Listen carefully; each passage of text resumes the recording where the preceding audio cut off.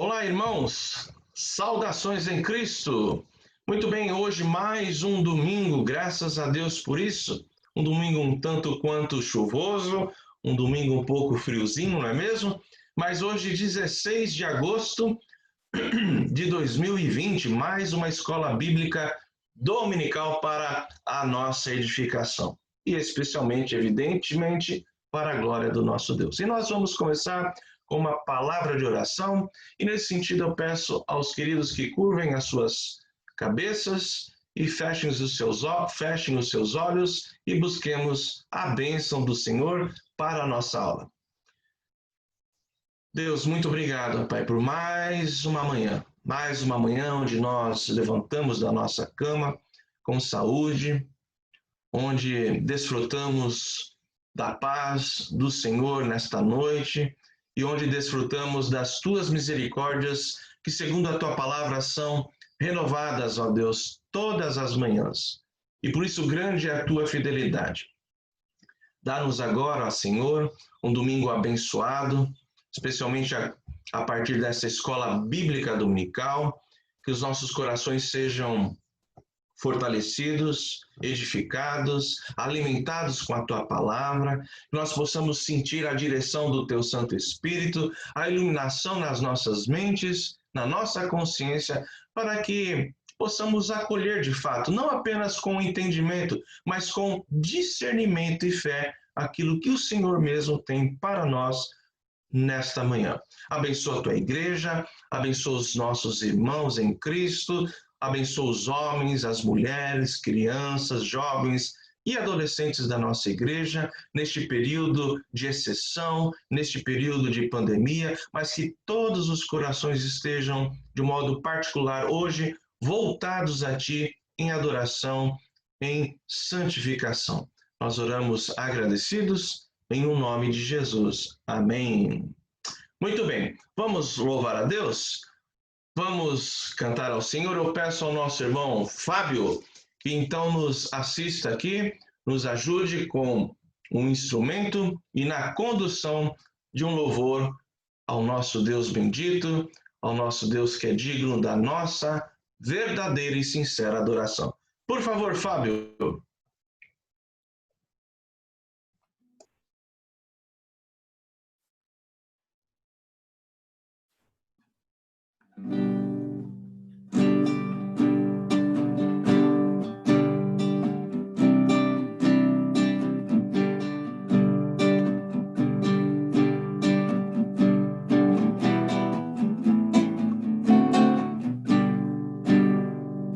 Firme nas promessas do meu Salvador, cantarei louvores ao meu Criador. Fico pelos séculos no seu amor, firme nas promessas de Jesus. Firme, firme, firme nas promessas de Jesus, meu mestre. Firme, firme, sim, firme nas promessas de Jesus. Firme nas promessas hei de trabalhar, tendo o verbo eterno sempre a me amparar. Mesmo em tempestade vou sem vacilar, firme nas promessas de Jesus.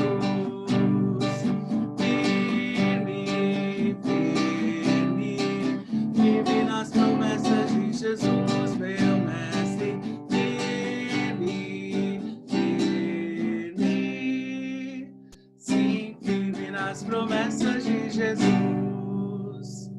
Firme nas promessas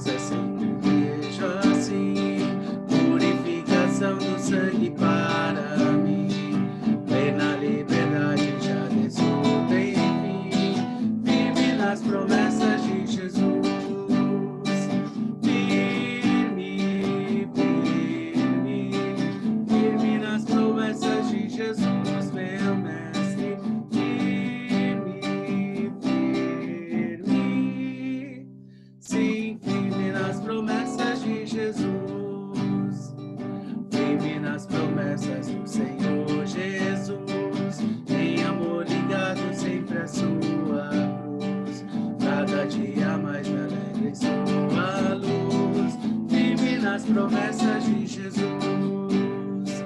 Firme, firme, firme nas promessas de Jesus, meu mestre. Firme, firme, sim, firme nas promessas de Jesus.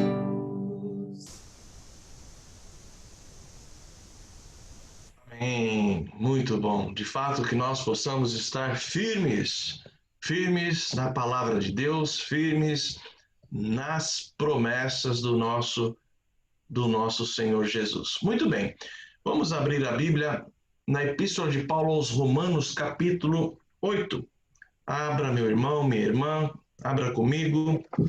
Romanos, capítulo 8, do versículo 1 ao versículo 11.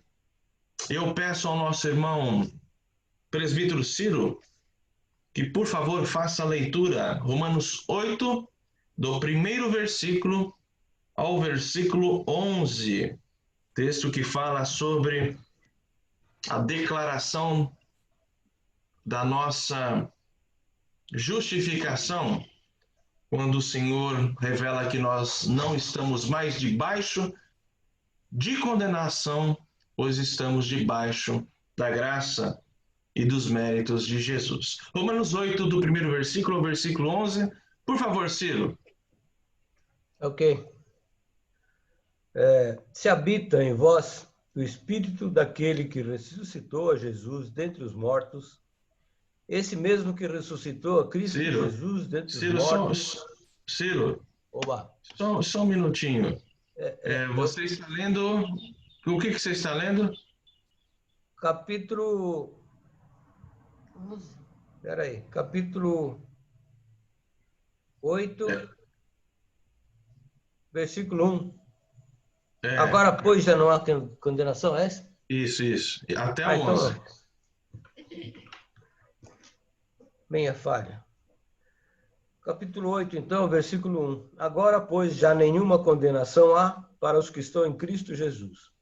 Porque a lei do Espírito da vida em Cristo Jesus te livrou da lei do pecado e da morte. Porquanto que for impossível a lei, no que estava enferma pela carne, isso fez Deus enviando seu próprio Filho em semelhança de carne pecaminosa, e no tocante ao pecado, e com efeito condenou Deus na carne o pecado, a fim de que o preceito da lei se cumprisse em nós, que não andamos segundo a carne, mas segundo o Espírito. Porque os que se inclinam para a carne cogitam das coisas da carne, mas os que se inclinam para o Espírito, das coisas do Espírito. Porque o pendor da carne dá para a morte, mas o do Espírito para a vida e paz. Por isso, o pendor da carne é a inimizade contra Deus, pois não está sujeito à lei de Deus, nem mesmo pode estar. Portanto, os que estão na carne não podem agradar a Deus. Vós, porém, não estáis na carne, mas no Espírito, se de fato o Espírito de Deus habita em vós. E se alguém não tem o Espírito de Cristo, esse tal não é dele. Se, porém, Cristo está em vós, o corpo, na verdade, está morto por causa do pecado, mas o Espírito é vida por causa da justiça.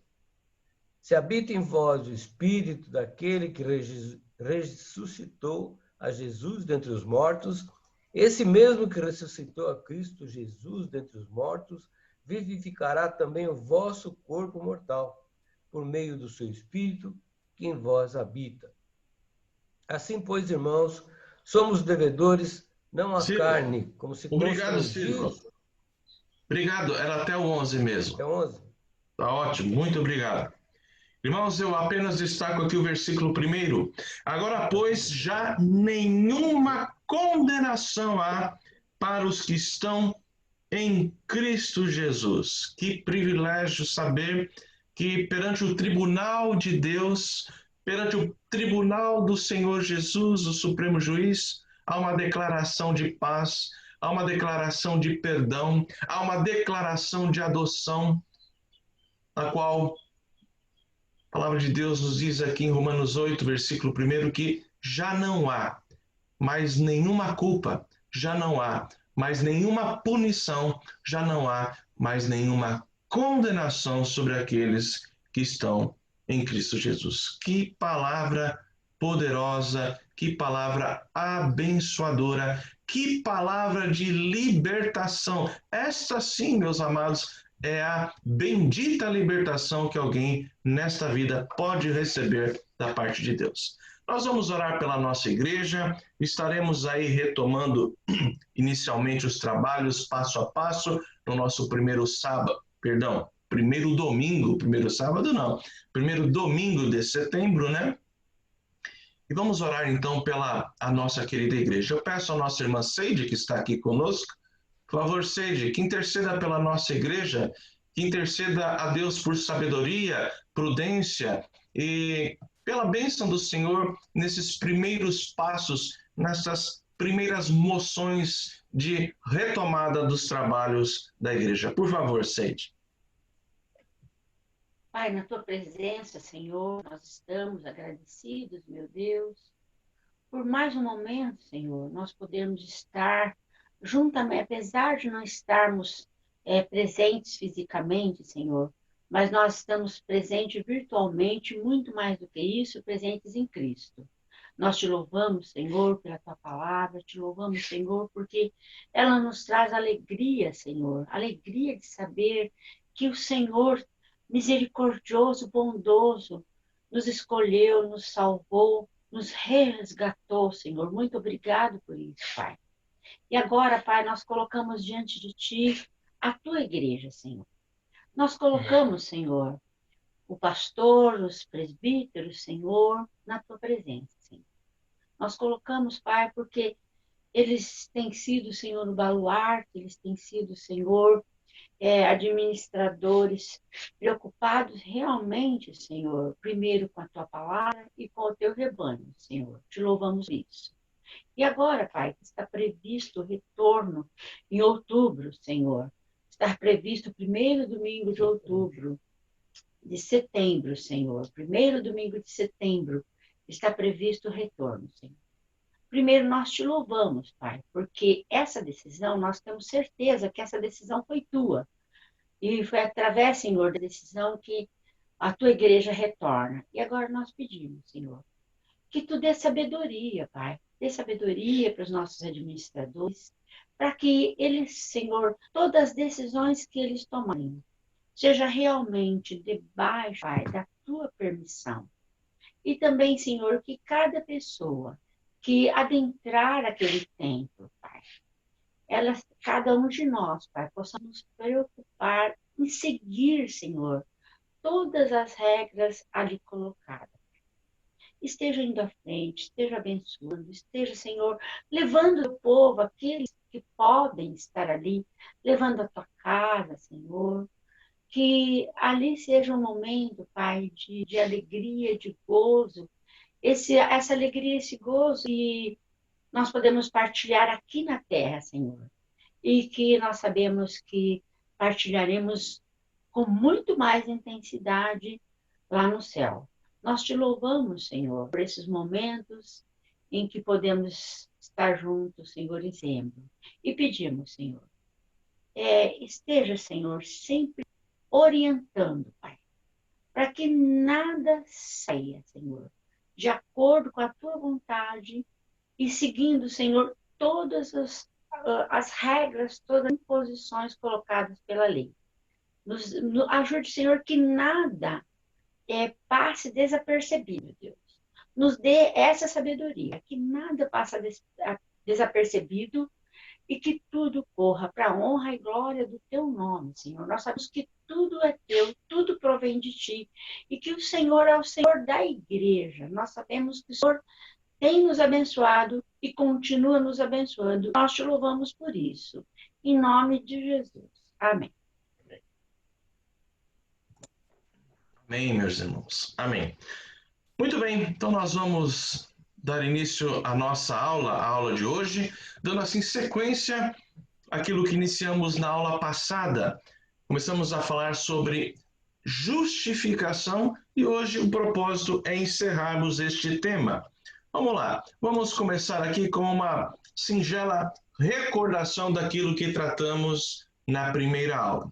Primeiramente, vamos recuperar aqui a definição condensada, sucinta, do que vinha a ser justificação. Muito bem, justificação refere-se ao ato único, a um ato jurídico e único de Deus, pelo qual ele declara o pecador justo, com base na perfeita retidão de Cristo. Então, justificação é um ato único, no qual Deus declara o pecador como justo, tendo como base os méritos, a justiça de Cristo. Não é um ato, portanto, não é um processo, melhor dizendo, de renovação como a regeneração, não é um processo como a conversão e como a própria santificação, mas a justificação é um ato único. Com a justificação, a condição do pecador passa a ser de declarado justo por parte de Deus. E nós verificamos também que há dois elementos na justificação. O primeiro elemento é o perdão e o segundo, a filiação. Vamos dar uma olhadinha aqui no elemento do perdão. Irmãos, o perdão concedido na justificação inclui a eliminação de toda a culpa e de toda a penalidade, como lemos agora há pouco, Romanos 8, versículo 1.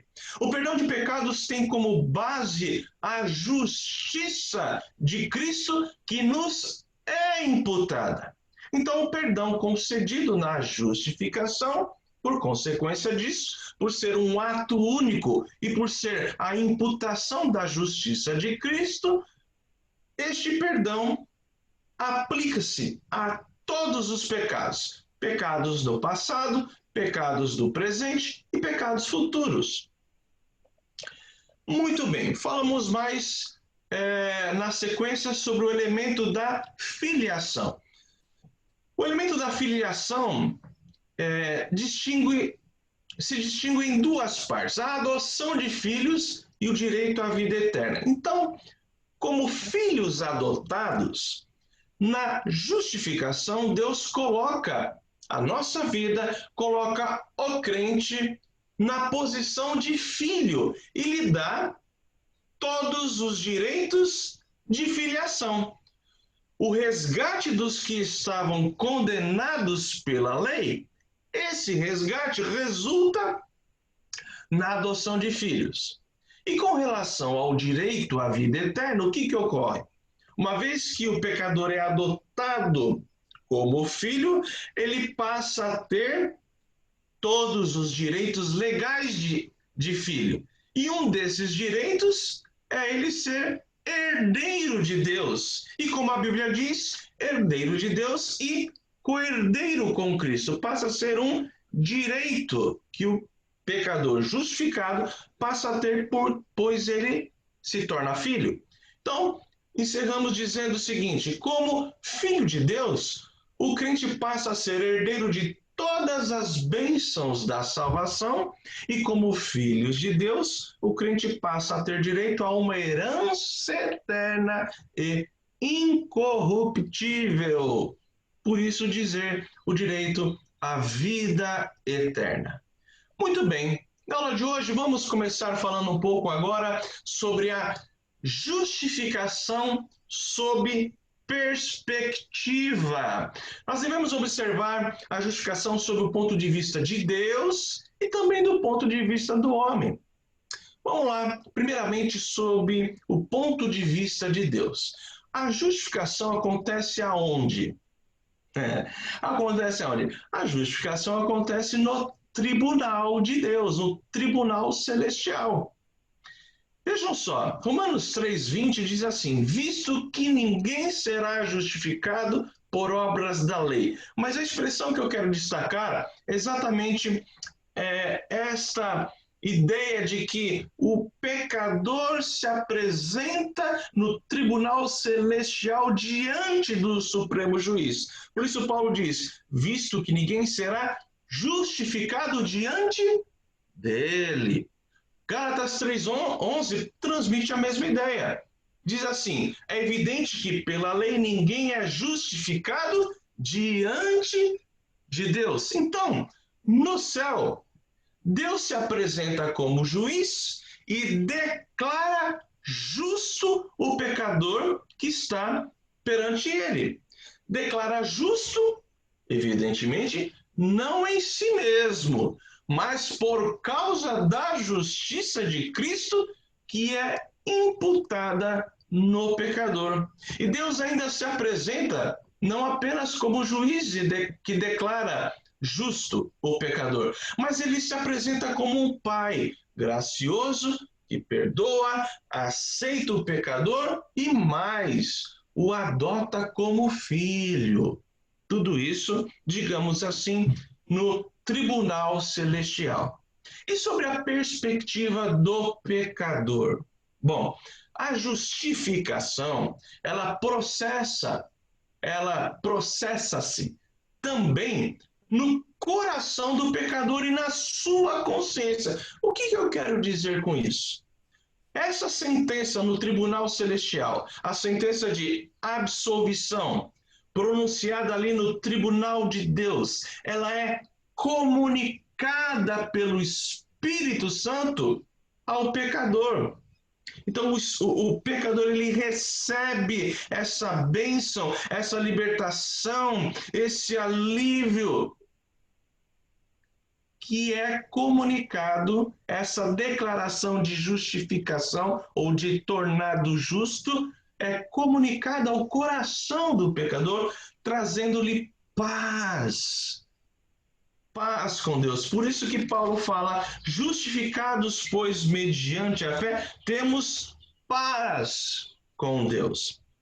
Então, sob o ponto de vista do pecador, lhe é exigido, por outro lado, o quê? A aceitação desta declaração de justo, isto é, da declaração de justificação, é exigido que o pecador a aceite pela fé e nela descanse. Tá ok? Bom, isso foi mais para introduzir a aula de hoje. Agora nós vamos falar um pouquinho sobre o que fora perguntado na aula passada. Inclusive foi a Verinha que perguntou e fez uma pergunta muito interessante, muito oportuna. Em outras palavras, a pergunta da Vera foi assim: qual é o tempo? Quando ocorre a justificação? E eu disse que nós temos que analisar ali pelo menos 3 perspectivas para responder essa pergunta, que ela não é difícil, mas ela envolve um pensamento teológico, uma correlação bíblica, para que tenhamos então como responder o tempo, quando ocorre a justificação, em outras palavras, quando ocorre a declaração de que somos em Cristo justos. Então vamos considerar aqui em primeiro lugar a justificação desde a eternidade. O primeiro ponto é esse. Esse ponto ele vai lançar seus ditames, suas amarrações, suas implicações e aplicações em mais 2 pontos. Então, começamos pela justificação desde a eternidade. Meus amados, não se pode confundir, atentem para este princípio, regra geral, não se pode confundir o decreto eterno de Deus a respeito da salvação do homem. Não se pode confundir, então, o decreto de Deus com a realização deste decreto na história. Não se pode confundir o decreto eterno de Deus a respeito da salvação com a aplicação da obra da redenção feita pelo Espírito Santo na história. Então, veja só, o fato de o pecador ser justificado desde a eternidade pelo decreto divino não significa, primeiro, que a sua realização não tenha que ocorrer na história. Segundo, que o Espírito Santo não tenha que aplicar na história o dom da fé, fé que é necessária para a justificação. Em outras palavras, quando ocorre, neste ponto que estamos tratando até agora, quando ocorre a justificação? No decreto eterno. Mas e a sua realização? Na história. Então, por um lado, os eleitos foram justificados no eterno conselho da redenção, lá na Trindade, antes da criação do mundo. Na assembleia entre o Pai, o Filho e o Espírito Santo, ocorre o quê? A declaração, a justificação. Então, os eleitos foram justificados neste conselho eterno, quando a justiça de Cristo é imputada ao pecador. Por outro lado, a justificação na eternidade é seguida da sua realização quando o tempo veio a existir. Então eu vou espelhar aqui para vocês, eu vou pôr na tela, para tentar ajudá-los, para tentar aqui ganharmos um pouquinho mais a possibilidade, né, de um melhor entendimento. Eu vou tentar espelhar um pouquinho aqui o que eu tenho para os irmãos e vamos ver se isso vai melhorar o entendimento. Vamos lá. Primeiramente, selecionando aqui o documento. 1, 2, 3. Foi? Dá um sinal aí. Foi? Tá na tela? Beleza. Então vejam só, vamos ler juntos aqui. Deixa eu escolher uma cor bonita aqui, para o Raja tirou sarro da última cor que eu escolhi. Vamos escolher um. O que é isso aqui? Um verde, azul piscina, sei lá o que raio de cor que é essa. Voltando aqui, olha só. A diferença reside no que é declarado na eternidade e o que se realiza no curso da história. E outra coisa, a justificação se dá no plano eterno de Deus, mas se realiza na história. Assim foi com a morte de Cristo. Vejam só aqui essa expressão. A morte de Cristo, conhecida desde a eternidade, mas realizada quando? Na plenitude dos tempos. Olha o que o apóstolo Pedro diz aqui. Mas pelo precioso sangue, como de cordeiro sem defeito e sem mácula, o sangue de Cristo, conhecido com efeito antes da fundação do mundo, porém manifestado no fim dos tempos por amor de vós. Está aqui. O sangue de Cristo foi decretado no conselho eterno, antes da fundação do mundo, porém realizado, manifestado na cruz, no fim dos tempos. Mas aqui um paralelo. Vamos ver aqui, ó. Assim ocorre com a nossa glorificação. Decretada na eternidade, mas será realizada quando? Na vinda de Cristo. Paulo diz isso em Romanos 8,30, olha lá. E aos que predestinou, percebam que Paulo vai colocar tudo no passado, tá?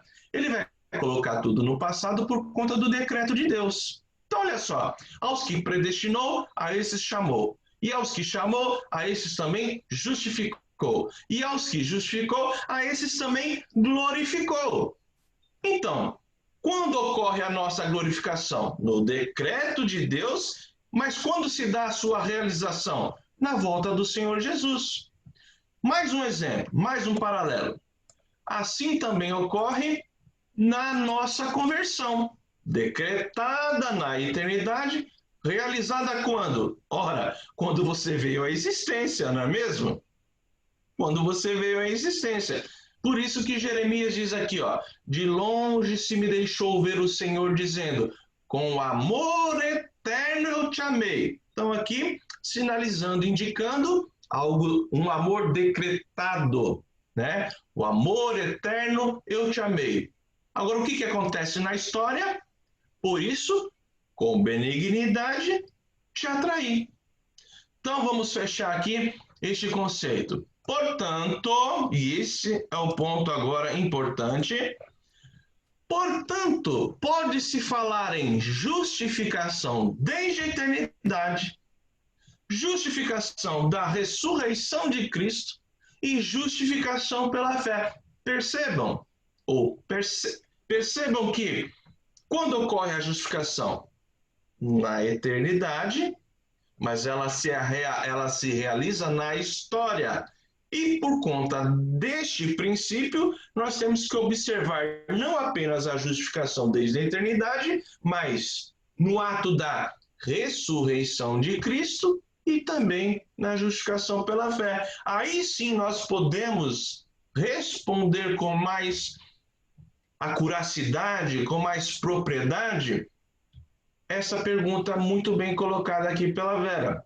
Então, já verificamos que ocorre na eternidade, realiza-se na história. Vamos analisar aqui um outro aspecto que é exatamente, voltando para o verdinho aqui, azulzinho, a justificação da ressurreição de Cristo. Então, essa aqui é a regra geral, ó. Aqui, vou pôr de rosa. Regra geral. A justificação se dá no plano eterno, mas se realiza na história. Esse é o princípio geral para responder essa pergunta. Olha só como a justificação está relacionada com a ressurreição de Cristo. Paulo diz aqui, ó, Romanos 4:25. Jesus foi entregue por causa das nossas transgressões e ressuscitou por causa de quê? Da nossa justificação. Um pequenino versículo desse tem uma gama de significado, tem uma gama de conteúdo teológico, meus amados irmãos, que daria para fazer uma aula só sobre este versículo e a parte final. Mas por hora, vamos observar um pouquinho, ainda que não vamos trabalhar exaustivamente esse versículo. Olha só, Paulo fala de justificação também em termos da ressurreição histórica de Cristo. Para entender um pouco melhor, vamos observar aqui, ó, exatamente isso. Romanos 4:18-25, em que Paulo deixa claro a importância da ressurreição de Cristo para que a igreja seja justificada pela fé. Olha as implicações, olha as conexões teológicas aqui. Paulo deixa claro neste texto a importância da ressurreição de Cristo para que a igreja seja justificada pela fé. Então vamos fazer a leitura aqui, Romanos 4:18-25. Está na tela para vocês, está aqui bonitinho na tela. Então diz assim, vamos lá. Abraão, esperando contra a esperança, creu para vir a ser pai de muitas nações, segundo lhe fora dito, assim será a tua descendência. E sem enfraquecer na fé, embora levasse em conta o seu próprio corpo abortecido, sendo já de 100 anos e a idade avançada de Sara, não duvidou por incredulidade da promessa de Deus, mas pela fé se fortaleceu dando glória a Deus, estando plenamente convicto de que ele era poderoso para cumprir o que prometera, pelo que isso lhe foi também imputado para justiça. Então, do 18 até o 25, nós temos aqui a experiência de Abraão. Bom, evidentemente que Abraão não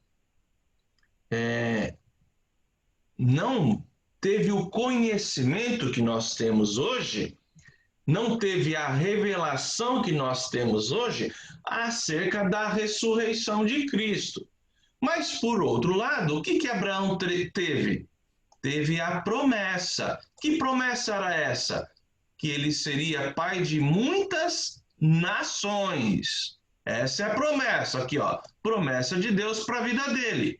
E ele, pela fé, se fortaleceu nessa promessa, dando glória a Deus. Qual é a conclusão de Paulo? Porque Abraão creu nesta promessa, isso lhe foi também imputado para justiça.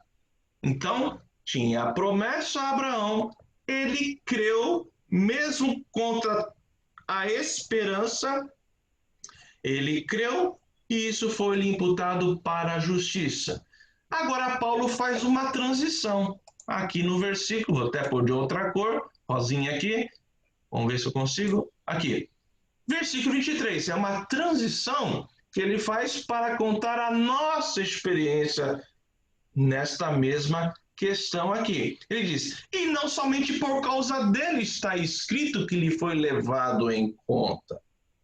Agora ele começa a falar sobre a nossa experiência e ele diz: mas também por nossa causa, posto que a nós igualmente nos será imputado, a saber, a nós que cremos naquele que ressuscitou dentre os mortos, a Jesus, nosso Senhor, o qual foi entregue por causa das nossas transgressões e ressuscitou por causa da nossa justificação. Qual que é o elemento em comum aqui? A fé. A fé, no caso de Abraão, fé nas promessas, e se fortaleceu dando glória a Deus. E a nossa experiência aqui? É fé em quê? Fé que Deus ressuscitou Cristo dentre os mortos. Olha só, vamos lá frisar aqui, ó. Mas também por nossa causa, posto que a nós igualmente será imputado. Por que fala isso? Ele está falando que é o mesmo critério que Abraão. Imputação. Ele diz: a saber, a nós que cremos naquele que ressuscitou dentre os mortos, a Jesus nosso Senhor, o qual foi entregue por causa das nossas transgressões, e aqui está a chave, e ressuscitou por causa da nossa justificação. Então percebam que a ressurreição de Cristo está conectada com a nossa justificação. E o que liga a ressurreição de Cristo à nossa justificação? A nossa fé. Crendo, quando devemos crer, melhor dizendo, que Deus de fato na história ressuscitou a Cristo, assim como Abraão creu na promessa de que ele seria pai de muitas nações. Então vamos lá fechar aqui alguns conceitos. Vou deixar na tela para ajudar. Esse texto de Romanos, então, revela o quê? Revela mais uma vez a diferença entre o decreto eterno da justificação e a sua realização na história. Os eleitos foram justificados no eterno conselho da redenção, quando a justiça de Cristo lhes foi imputada. Entretanto, agora entra a história, entretanto, Cristo teria que cumprir na história o pacto da redenção para satisfazer a justiça de Deus. Percebam que entrou este elemento aqui, ó, pacto da redenção. Nós estudamos isso de quarta-feira. Então, os irmãos que acompanharam aí os estudos de quarta-feira vão entender com mais profundidade o que está sendo dito aqui, ó. Novamente, pacto da redenção. Então vamos lá. Entretanto, na história, Cristo teria que cumprir na história o pacto da redenção para satisfazer a justiça de Deus. O Pai, por outro lado, também teria que cumprir o pacto da redenção na história. Teria que cumprir na história as promessas feitas ao Filho. Então o que acontece? O que acontece? Através do cumprimento na história do pacto da redenção, Cristo, primeiro, satisfez a justiça de Deus ao cumprir a lei. Segundo, realizou na cruz a imputação dos seus méritos em nós, nos eleitos. Isso Cristo. E também por conta do pacto da redenção. E o que o Pai fez? Por outro lado, então, através do cumprimento na história do pacto da redenção, o Pai prometeu que ressuscitaria o Filho, como de fato o ressuscitou, e prometeu que lhe restituiria a glória. E de fato, restituiu, porque quando Jesus foi entronizado aos céus, quando ele foi glorificado, então, a partir desse momento, ele enviou o Espírito Santo, tá? Então, mais uma vez, meus irmãos, a diferença reside no quê? No que é decretado na eternidade e o que realiza no curso da história. Bom, eu tenho que fazer uma observação aqui, né? Que, embora possamos dizer que a justificação do corpo de Cristo, isto é, a igreja, na ressurreição, possamos dizer isso, né? Não devemos confundir a justificação pessoal do pecador. O que eu quero dizer é o seguinte, Paulo está colocando aqui nesse texto, que eu voltei à tela aqui, ele está colocando o plano geral para a vida da igreja, para a vida do corpo de Cristo. Mas, evidentemente, cada crente vai passar pela sua experiência de justificação. Tá? E, então, um terceiro ponto para responder qual o tempo da justificação é o aspecto da justificação pela fé. E, nesse sentido, nós já falamos da justificação pela fé, que temos que crer que Jesus, de fato, saiu da sepultura, voltou à vida e está glorificado. Mas vamos entender um pouco essa questão da fé.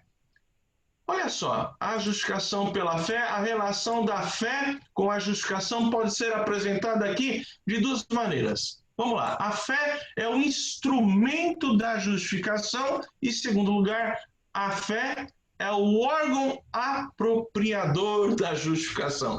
Vamos falar de um jeito mais fácil aqui? Vamos facilitar o negócio?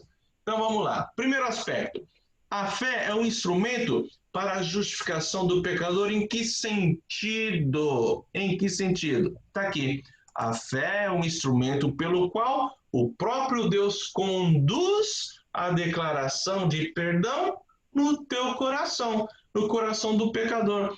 Vejamos aqui esses dois textos. Romanos 4:5. Mas ao que não trabalha, porém, crê naquele que justifica o ímpio, a sua fé lhe é atribuída como justiça. Está aqui a instrumentalidade, isto é, crê naquele que justifica o ímpio, a sua fé lhe é atribuída como justiça. Neste caso aqui, ressaltando a instrumentalidade da fé, mais uma vez, qual que é a instrumentalidade da fé? Vou até pintar de outra cor aqui para deixar esse conceito claro. A fé é o instrumento pelo qual Deus comunica, Deus conduz a declaração de perdão ao coração do pecador. Você tem que crer nisso. Isso lhe é exigido. E Paulo, então, destaca esse mesmo conceito em Gálatas 2:16, quando ele diz: sabendo, contudo, que o homem não é justificado por obras da lei, e sim mediante a fé em Cristo. Então, perceba que o elemento sempre, vamos outra cor aqui, sempre o elemento, estou apanhando, fé, sempre o elemento, fé. Esse aqui é um instrumento pelo qual Deus comunica que fomos perdoados. Agora, a fé também, ela é o quê? Ela é o órgão apropriador da justificação. O que quer dizer isso, pastor? A fé é o órgão pelo qual o homem se apropria de Cristo e de todas as suas bênçãos de salvação. Então, para resumir a questão aqui, é pela fé que nos apropriamos da justiça, dos méritos de Cristo como base da nossa justificação. Então, pela fé, cremos. Pela fé, nós cremos. É o elemento puro da fé. Cremos que a justiça de Cristo nos foi imputada. É pela fé que entramos na posse da graça justificadora em Cristo. Isto é, pela fé nós cremos que o perdão de pecados foi concedido na justificação, né? Pela fé cremos que no perdão de pecados concedido na justificação, que na justificação foi concedido este perdão maravilhoso. Então, Irmãos, nós podemos resumir aqui no seguinte: a fé justifica na medida em que ela se apropria de Cristo. Este é o ponto. De novo, mudar a cor para ressaltar. Vamos fazer uma arte aqui? Vamos... Não, senão eu vou me confundir todo aqui. A fé justifica na medida em que ela se apossa de Cristo. Então, respondendo à pergunta, a justificação ocorre na eternidade, ela se realiza na história, mas nós que estamos na nova dispensação, não estamos no Antigo Testamento, não estamos nos dias de Abraão, o que acontece? Ela é decretada na eternidade, mas realizada na história. Então nós temos o elemento da ressurreição na cruz e a instrumentalidade da fé, ou seja, a justificação da fé. Está aqui, ó, justificação pela fé, aqui, tá? Bom, vamos encerrar a aula de hoje? Vamos encerrar aqui. Deixa eu voltar aqui a tela com os irmãos. Deixa eu só voltar, porque eu quero finalizar com vocês algo muito importante para encerrarmos esse tema aqui. Muito importante. O mais importante e muito fácil de ser compreendido é a base da justificação. Irmãos, a base da justificação não é a fé. Não é a fé. A fé é um instrumento, é o órgão apropriador. A fé é um instrumento pela qual é o duto que nos liga a Deus, pelo qual neste duto Deus comunica o perdão. Mas também é o órgão apropriador pelo qual eu me aproprio deste perdão pela fé. Então, a base da justificação não é fé, porque fé é instrumento. A base da justificação também não são as boas obras. Gálatas 2,16 diz: sabendo contudo que o homem não é justificado por obras. Gálatas 3,11: é evidente que pela lei ninguém é justificado diante de Deus. Então, qual é a base da justificação? A base da nossa justificação é a retidão perfeita de Cristo, que é imputada ao pecador. Em outras palavras, a base da justificação é a justiça de Cristo, ao ter cumprido toda a lei de Deus, e esses méritos, essa justiça nos é imputada. Romanos 5,9 diz: logo, muito mais agora, sendo justificados pelo seu sangue.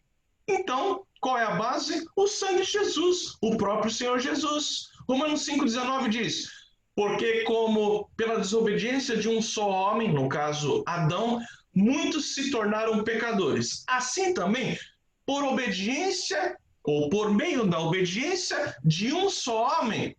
Quem é esse? Cristo. Muitos se tornaram justos. Então, qual é a base da justificação? Cristo e a sua justiça, a sua obediência, que nos é imputada. Coríntios diz assim, 1 Coríntios 5,21, aquele que não conheceu o pecado, ele o fez pecado, 2 Coríntios 5,21, aquele que não conheceu o pecado, ele o fez pecado por nós, para que nele fôssemos feitos justiça, aí a palavra justiça, justiça de Deus. Então, qual que é a base? Nele aqui, quem é? Cristo. Então, eu encerro essa temática, encerro o estudo sobre a justificação, dizendo que, por causa dos méritos de Cristo, o homem é justificado gratuitamente. Romanos 3,24. Sendo justificados gratuitamente por sua graça, mediante a redenção que há em Cristo Jesus. Então, nós somos justificados por graça. Qual que é o instrumento que nós recebemos esta graça? A fé. E a fé também é o quê? O órgão que eu me aproprio deste perdão. Só que eu tenho que crer em quê? Que de fato Cristo ressuscitou dentre os mortos. Tá ok? É o que Paulo fala ali em Romanos capítulo 4. Queridos, Deus abençoe a todos. Vamos orar encerrando a nossa reunião, o nosso estudo de hoje, tá ok? Eu peço então ao nosso irmão Ciro Francisco de Almeida que nos conduza nessa oração final, por favor. Senhor nosso Deus, eterno Pai, mais uma vez, Senhor, nós queremos a Tua presença, agradecer, Senhor, por mais esse dia, pela noite que nos deste, porque o Senhor nos preservou com vida e nos trouxe até este momento, onde mais aprendemos da Tua palavra e ensinamentos esses que pedimos que sejam não só gravados na nossa mente, mas que o Senhor os transporte ao nosso coração. Muito obrigado, Senhor, por mais esse momento, junto em comunhão com os meus irmãos, ouvindo das tuas verdades que encantam o nosso coração. Permite, Senhor, que esses ensinamentos mudem a nossa vida, transformem o nosso coração, edifiquem a igreja e nos santifique em nome do Senhor Jesus. Amém.